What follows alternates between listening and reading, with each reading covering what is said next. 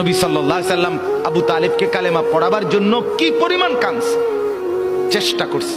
শেষ মুহূর্তে বলছে, চাচা চাচা কালেমাটা পড়েন না চাচা। বলছে না, মানুষের কাছে বেইজ্জতি হব, পড়বো না, মানুষ লজ্জা দিবে। আল্লাহ নবী সাল্লাল্লাহু আলাইহি সাল্লাম বলছে, কানে কানে বলেন, আমি কাউকে শোনাবো না, আমি শুধু হাসরের মাঠে বলবো, মৃত্যু পর্যন্ত চাচা ওয়াদা দিলাম জগৎবাসীকে শোনাবো না আপনি ঈমান আনছিলেন, কানে কানে কন। আবু তালেব বলছে না, কানে কানেও বলবো না।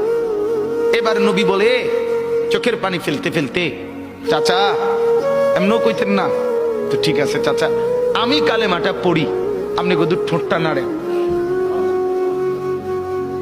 আপনি শুধু ঠোঁটটা নাড়বেন, আমি হাসরের দিন বলবো মাওলা আমার চাচা কালেমা পড়ছিল এজন্য ঠোঁট নাড়ছে, এর সুযোগ দেন।